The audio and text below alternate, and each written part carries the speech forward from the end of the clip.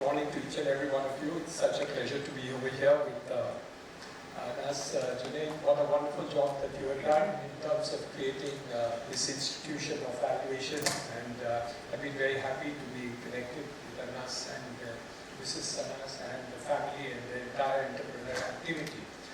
Anything that comes into the real estate field is always going to be challenged, especially because of the credibility of the institution that is to be created.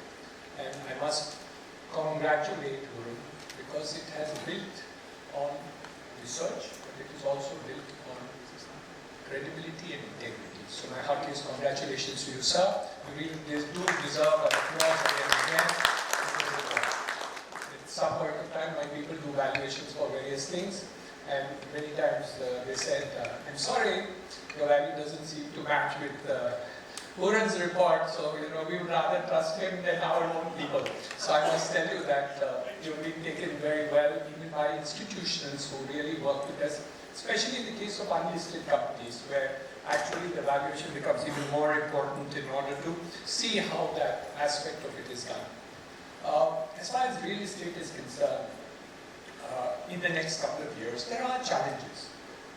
Yesterday, I had somebody who spoke to me that 27% of all commercial real estate in San Francisco is lying vacant, and there is no possibility of filling it up at all.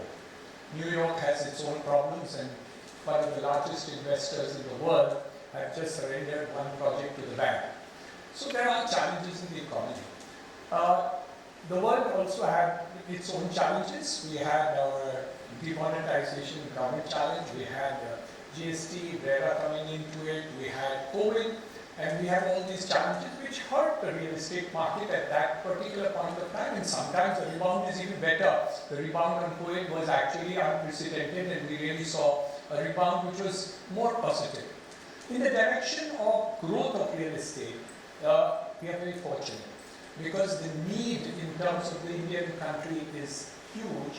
And with GDP growth being 6% plus, the highest probably in the entire world, automatically the middle class, the lower class is moving up in terms of affordability, the middle class is moving upwards, there's an aspirational growth and doing it. Let me share with you that as far as China is concerned, and we talk about China all the time, you have to remember one thing.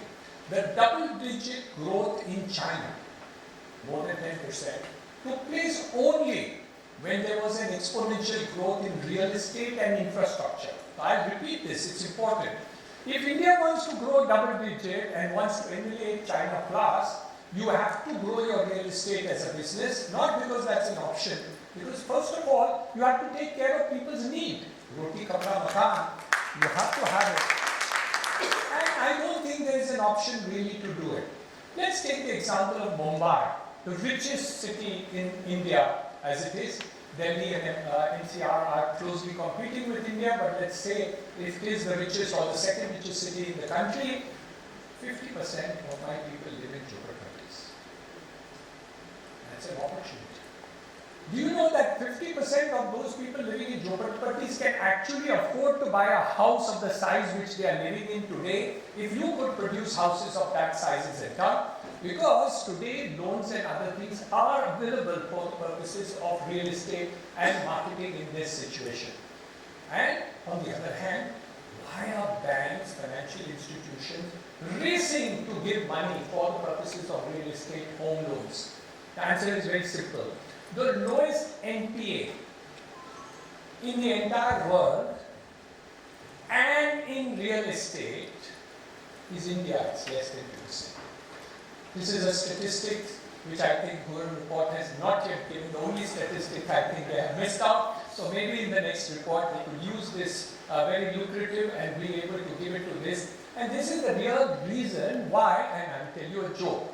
An industrialist went to State Bank of India and asked for a loan. And he was granted a loan of maybe 1,000 crores of rupees. And he was charged 12.5% interest for that loan, and he was very happy to get that loan at 12.5%. He was thrilled, in fact, that he got this loan because he felt that this was the margin at which he was functioning. His peon went to State Bank of India and got a loan also, and at that point of time, he got it at 7%. Who is richer?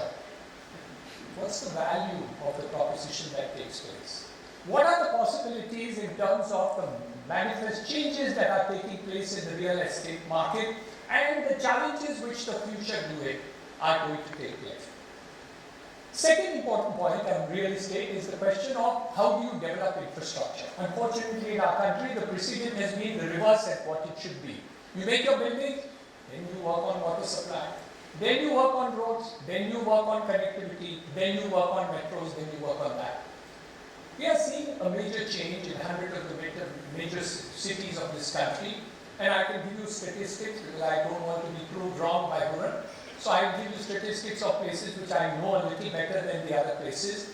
In Mumbai, we have 190 kilometers of metro.